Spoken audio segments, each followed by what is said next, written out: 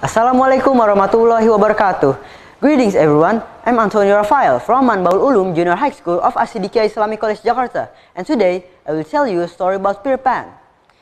Once upon a time, in London, the darlings went out to a dinner party, leaving their three children, Wendy, John, and Michael.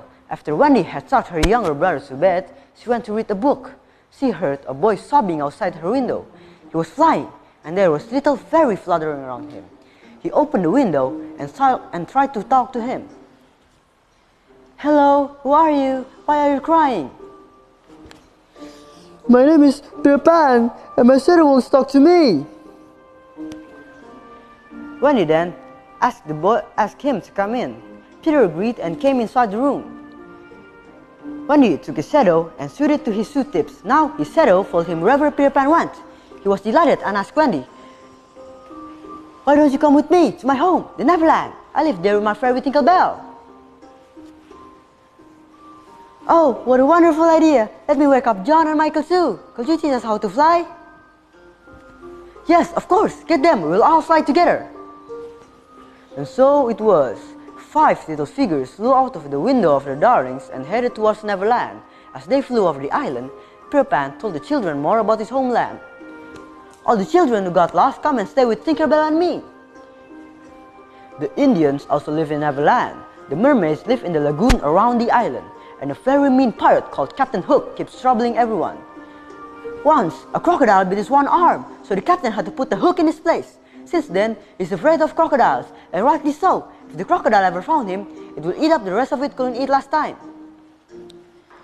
Soon, they landed on the island, and to the surprise of Wendy, John, and Michael, Peter Pan led them in through a small opening in a tree. Inside the tree was a large room filled with children inside it. Some were huddled by the fire in the corner, and some were playing amongst themselves. "Hello everyone, this is Wendy, John, and Michael.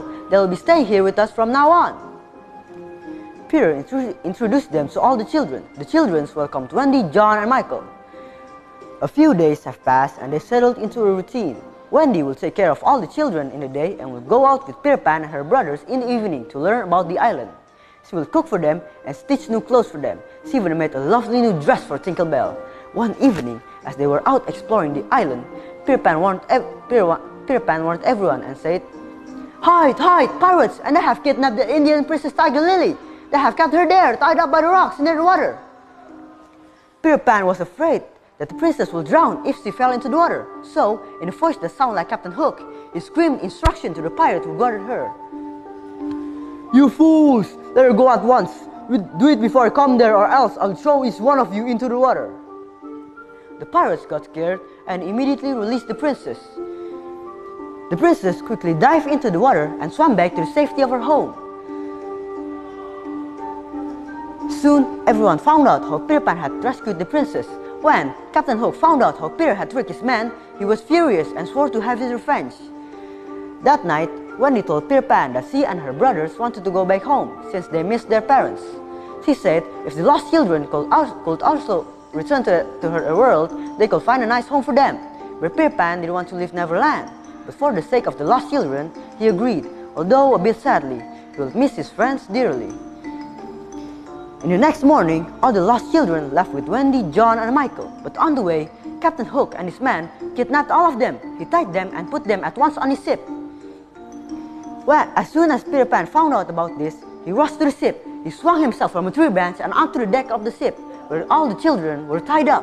He swung his sword bravely and threw over the pirate who tried to stop him. Quickly, he released everyone from their captor's ties. Wendy, John, Michael, and Tinkerbell helped all the children into the water, where their friends from the Indian camp were ready with smaller boats to take them to safety. Then, Peter Pan went looking for Captain Hook. "Let us finish this problem, Mr. Hook." Peter challenged Captain Hook. "Indeed, Peter Pan, you have caused me enough trouble. It is time that we finish this." Hook replied. With his sword drawn, he raced towards Peter Pan. Quick on his feet, Peter Pan stepped aside and pushed Hook inside the sea, where the crocodile was waiting to eat the rest of Hook. Everybody rejoiced as Captain Hook was out of their lives forever. Then everybody headed back to London. Mr. and Mrs. Darling were so happy to see their children, and they agreed to adopt the lost children. They even asked Peter Pan to come and live with them, but Peter Pan said he never wanted to grow up, so he and Tinkerbell will go back to Neverland. Then Peter Pan promised everyone that he will visit again sometime, and he flew out of the window with Tinkerbell by his side. Alright everyone, that is my story about Peter Pan, and the moral of the story is, if you're brave enough and believe in yourself, then there will be no stopping for you. And thank you for all your kind attention, and Assalamualaikum warahmatullahi wabarakatuh.